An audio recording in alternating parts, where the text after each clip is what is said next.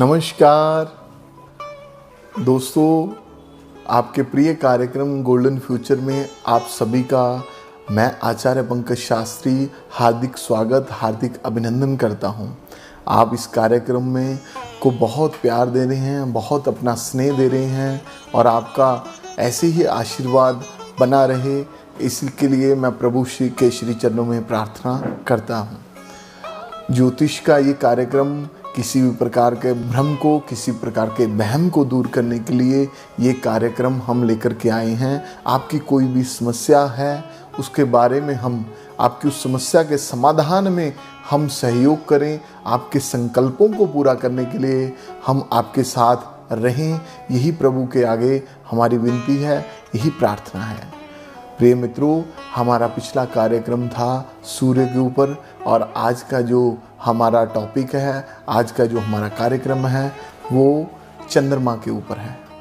मित्रों, चंद्रमा का किस किस भाव में कैसा कैसा फल होता है, चंद्रमा का कौन कौन से भाव में बैठकर आपके और किसी भी जातक की कुंडली में उनका कैसा उसका परिणाम रहता है, उसके बारे में हम चर्चा आज के इस एपिसोड में करेंगे। मित्रों, चंद्रमा सबसे पहले जान लीजिए चंद्रमा का स्वभाव कैसा है, चंद्रमा किस किस चीज़ को क्या प्रदान करता है, क्या क्या इसके साथ चीज़ें जुड़ी हुई हैं। सर्वप्रथम चंद्रमा मन का कारक है, चंद्रमा माता का कारक है, चंद्रमा जल का कारक है, चंद्रमा दिमाग का कारक है, चंद्रमा भावनाओं का कारक है, चंद्रमा जलीय वस्तुओं का कारक है, चंद्रमा समुद्र का कारक है और जो लिक्विड वस्तुएं हैं जैसे दूध हो गया या कोई भी लिक्विड वस्तुएं हैं उसको भी चंद्रमा के द्वारा ही देखा जाता है। और बहुत सी नाना प्रकार की वस्तुएं हैं जो कि चंद्रमा के साथ संबंध रखती हैं।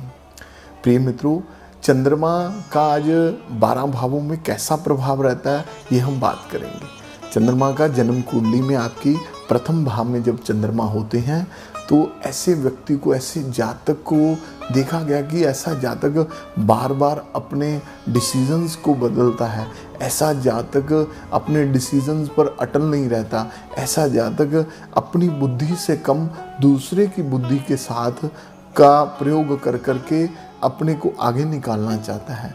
ऐसे जातक के निर्णय में बहुत अधिक प्रभाव नहीं होता, ऐसे जातकों को मानसिक रूप से हमने परेशान देखा है। प्रथम भाव का चंद्रमा, हाँ, चंद्रमा का इसके साथ यदि क्रूर ग्रह के साथ संबंध है तो उसके प्रभाव और भी अधिक कुछ और होंगे, उसके बारे में हम आगे चर्चा करेंगे। ये तो केवल हम चंद्रमा के ऊपर बात कर रहे हैं कि उसका कैसे 12 भावों में प्रभाव है। चंद्रमा का द्वितीय भाव में जब चंद्रमा रहते हैं, ऐसा जातक समाज के कल्याण के लिए हमेशा प्रेरित रहता है, ऐसा जातक दूसरों की सहायता करता है, ऐसा जातक की जो वाणी होती है बड़ी ही सौम्य होती है, ऐसा जातक दूसरों की मदद करने के लिए हमेशा तत्पर रहता है, उनका स्वभाव ऐसे होता है। तीसरे भाव में, तृतीय भाव में चंद्रमा कैसे जातक लेखन का कार्य करते हैं, बुक्स रीड करते हैं, उनको पढ़ने का बहुत शौक होता है, वो कम शब्दों में अपनी बात को बहुत अच्छी तरह से प्रस्तुतिकरण उसका दे देते हैं। तृतीय भाव का चंद्रमा का अपने भाइयों के साथ, अपने मित्रों के साथ बहुत ही कह लीजिए सौम्य संबंध होता है, बहुत ही शीतलता वाला इनका वातावरण होता है, शीतलता युक्त इनकी वाणी होती है, शीतलता युक्त ये कार्य करते हैं।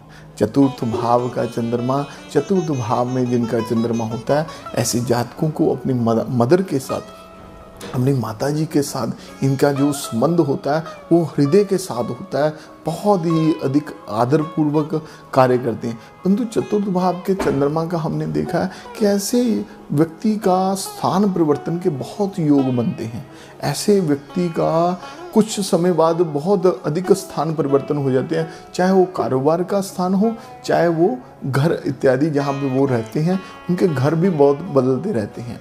उनका घर चाहे जो भी हो, लेकिन जिसके चतुर्थ भाव में चंद्रमा है वो खुद स्थान परिवर्तन करता रहता है। पंचम भाव का चंद्रमा, पंचम भाव का चंद्रमा ऐसा व्यक्ति बहुत ही अधिक एजुकेटेड होता है। ऐसा व्यक्ति को पढ़ने के साथ साथ उसकी पढ़ाई लिखाई का जो कार्य होता है वो अच्छा चलता है। पढ़ने के साथ पिता के साथ भी उनका संबंध अच्छे माने गए हैं। ऐसा व्यक्ति पढ़ाई लिखाई का जो कार्य है इनका बड़ा रोचक चलता है। इसके साथ ही हम बात करेंगे छठे भाव का चंद्रमा। छठे भाव का चंद्रमा रोग अवस्था पैदा करता है। छठे भाव के व्यक्ति को हमने देखा है कि उनको श्वास के संबंधित रोग पैदा होते हैं।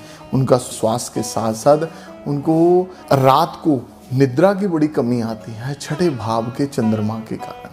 छठे भाव का चंद्रमा व्यक्ति को एक हृदय का रोग भी पैदा कर देता है। छठे भाव में चंद्रमा कुछ अच्छा परिणाम नहीं देता। छठे भाव का चंद्रमा वाला व्यक्ति बहुत ही अधिक डर में रहता है, डर युक्त उसका जीवन रहता है छठे भाव के चंद्रमा के साथ। प्रिय मित्रों, चंद्रमा हमारे मन का कारक है। जैसा कि मैंने बताया है, यदि हमारा मन अच्छा होगा, हमारा मन खुशहाल होगा, हमारा मन प्रसन्न होगा तो हमारे कार्य भी अच्छे होंगे। हम जैसे भी कोई व्यक्ति मन से खुश नहीं है, कोई भी कार्य कर लीजिए उसका जो परिणाम है उसको अच्छा नहीं मिलता। हम कहते हैं कि जैसे कि मन अच्छा होना चाहिए, मन चंगा होना चाहिए, मन बढ़िया होना चाहिए, और इसका जो फल है ये उसके कार्य भी तभी अच्छे होंगे यदि उसका मन अच्छा है। और मन चंद्रमा केवल मन का कारक है। हमारे मन के साथ, हृदय के साथ, भावना के साथ इसका संबंध जुड़ा हुआ है। प्रिय मित्रों, किसी भी भाव में चंद्रमा बैठे हैं, लेकिन आज हम छठे भाव तक की बात की है। छठे भाव के साथ साथ हम बात करेंगे कि यदि उसके जीवन में ऐसी जो मैंने प्रभाव बताए हैं, ऐसी अवस्था में उनके चंद्रमा बैठे हैं, तो केवल मैं उपाय बता रहा हूँ। एक सामान्य उपाय है जो कि हमारा तो प्रयास है कि आपको सरल उपायों के साथ आपके जीवन का समाधान करें।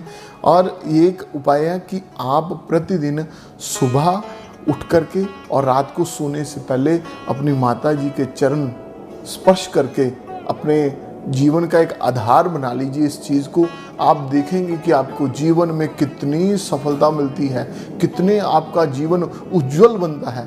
आपके जीवन में किसी भी अवस्था में चंद्रमा पीड़ित अवस्था में हो तो आपको उसके फल बहुत अच्छे मिलने वाले हैं। एक चीज़ और ऐड करूँगा, वो एक ये उपाय है कि आप भगवान शंकर को प्रत्येक सोमवार के दिन सफ़ेद रंग का पुष्प अर्पण करने लग जाइए। यदि आपके जीवन में भी इन परेशानियों का आपको सामना करना पड़ रहा है या आपके जीवन में चंद्रमा पीड़ित है।